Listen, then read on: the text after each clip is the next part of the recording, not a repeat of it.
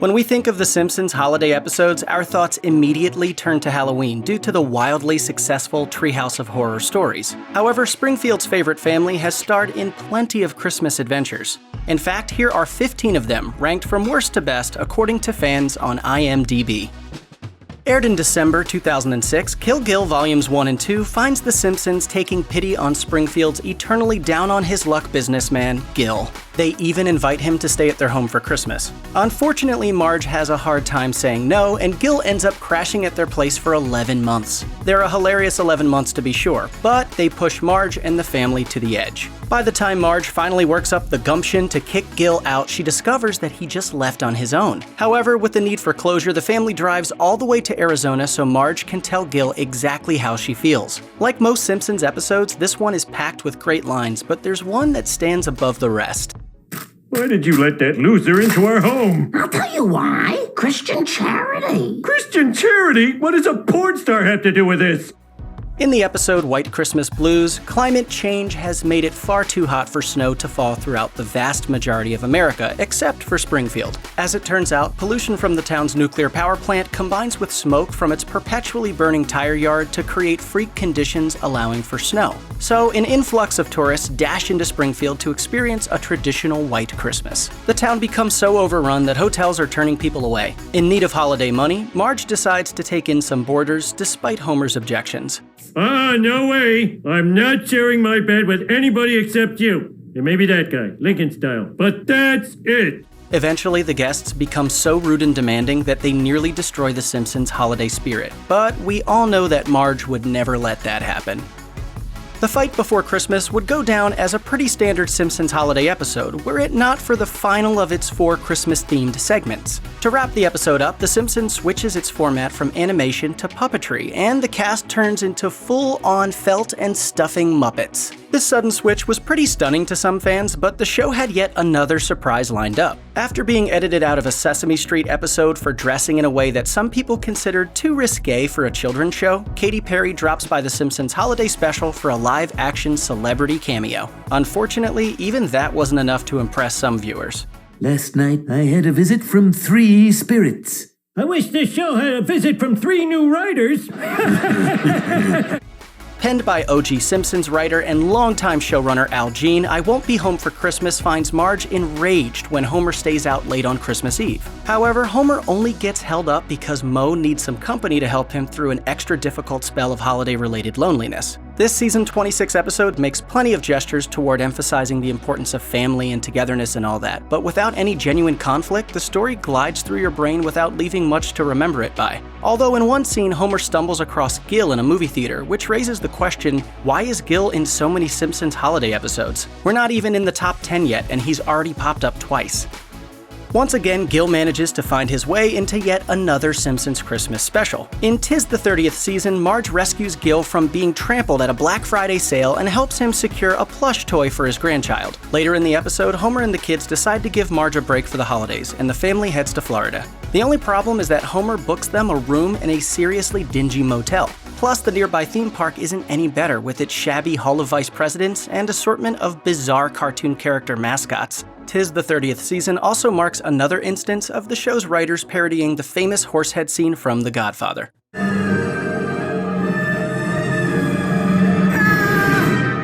shot my best friend in the face.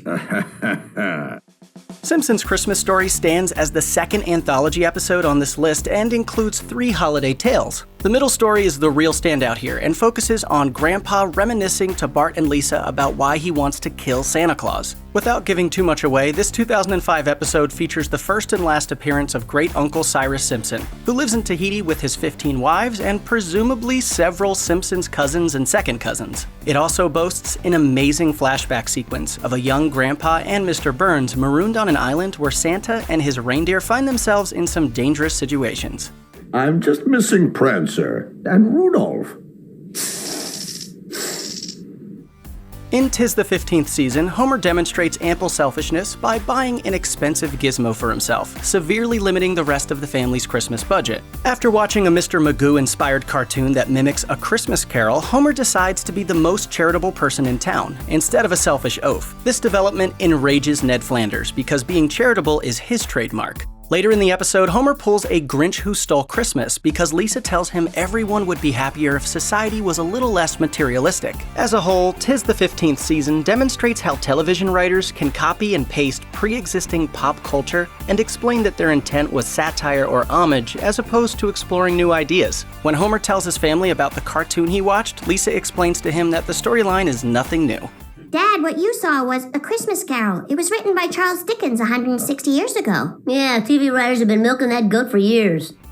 After Mr. Burns pays for repairs at Reverend Lovejoy's church during Season 13's She of Little Faith, the heartless miser insists that the place of worship be covered in advertising. Upset by the feckless capitalism and trivialized spirituality, Lisa converts to Buddhism with a little help from guest star Richard Gere. Once again, The Simpsons stumbles into the paradox that has sunk other episodes. It wants to use religion for comedic purposes, but runs up against an imperative to never suggest that mainstream religion is funny. Luckily, this episode doesn't feel like a cop-out. Go!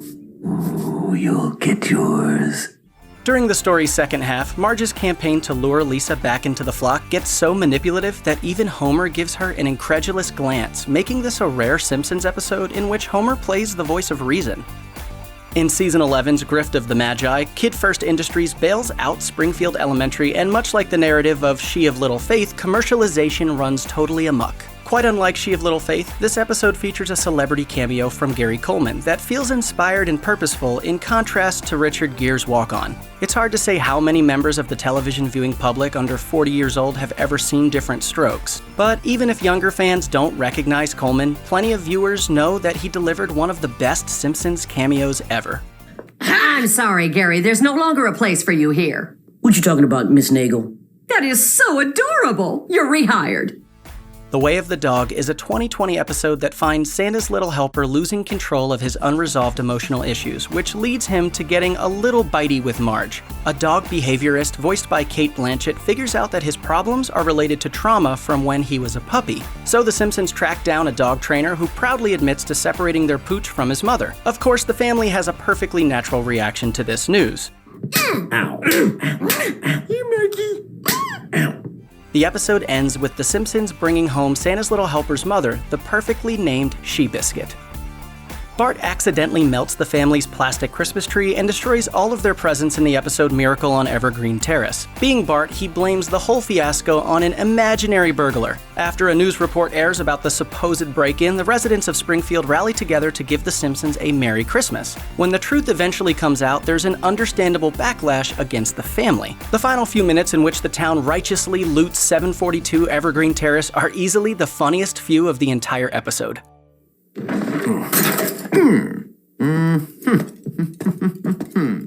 You're heading for the medicine cabinet. I already been there. In Skinner's Sense of Snow, a blizzard traps Bart, Lisa, and plenty of other students at Springfield Elementary during the final day before winter break. Most of the jokes in the episode revolve around Principal Skinner's futile attempt to maintain order. Eventually, Skinner starts to lose his cool and takes his frustrations out on groundskeeper Willie. That's the last time you'll slap your Willie around. I quit. There are also a few apparent lapses of in-story logic here, and not necessarily the kind we can wave off just because it's a cartoon. Lisa revels in anti-establishment chaos in a manner that clashes with the highly respectful attitude toward the education system she usually displays. Plus, Skinner spends much of the episode's second half stuck in a dodgeball bag that doesn't seem like it should be able to bind an adult human. Speaking of Skinner's adulthood, this episode aired in 2000 and states his age as 40, but in a flashback it also depicts him as an adult soldier during the Vietnam War. For many fans, some of the most memorable Simpsons episodes and segments take place in the future. It's always fun to see how much Lisa has achieved and how little Bart has changed. The 2011 episode Holidays of Future Past is no exception. 30 years in the future, the Simpsons reunite to spend Christmas together. Along the way, we learn that Lisa is a successful businesswoman and, with her husband Milhouse, has an angsty teenage daughter. Bart, of course, is a down-and-out divorced dad. But the big surprise here is that Maggie is a world-famous rock star and she recently gave birth to her first child. The story also features ungrateful Simpson grandkids, dozens of adult Ralph Wiggum clones, and an unusually optimistic vision of Homer as an old man. But the emotional highlight of the episode occurs when Bart and Lisa have a few too many drinks in their old treehouse and Bart makes a confession to his overachieving sister. Lise, you're the person I always wanted to be. Aww.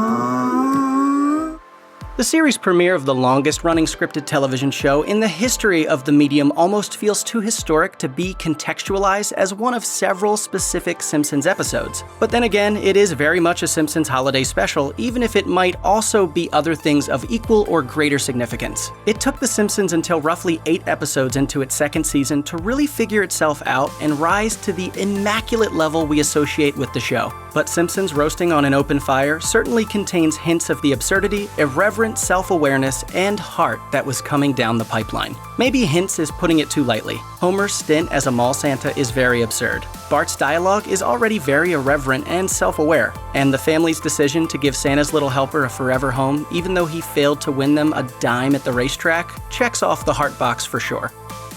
Ironically, the top-ranking Simpsons holiday episode, according to fans, isn't really about Christmas. To put it more precisely, Marge Be Not Proud isn't addressing boilerplate, generalized themes about family or togetherness. Instead, it's the definitive Bart episode, with Christmas functioning as a plot device. In the story, the eldest Simpson child gets busted shoplifting a video game, and Marge responds as if it's the worst thing he's ever done. Sure, Bart caused an international incident as recently as the previous season, but in terms of the kind of non-fantastical mischief that a 10-year-old boy could commit in real life, ripping off the try and save is his greatest transgression. Bart puts actual effort into reestablishing the doting mother-son dynamic he rejects at the beginning of the episode when he claims he's not a little kid anymore. While he's happy to play the part of his generation's Dennis the Menace, he doesn't want his mayhem to go too far and alienate his family. Or, for that matter, his audience. Marge Be Not Proud established a rule The Simpsons has more or less followed since. Bart's shenanigans must remain either too cartoony for reality or too harmless for anyone to take seriously. His character walks that fine line and usually caps it off with one of his many catchphrases. Eat my shorts. Check out one of our newest videos right here. Plus, even more Looper videos about The Simpsons are coming soon. Subscribe to our YouTube channel and hit the bell so you don't miss a single one.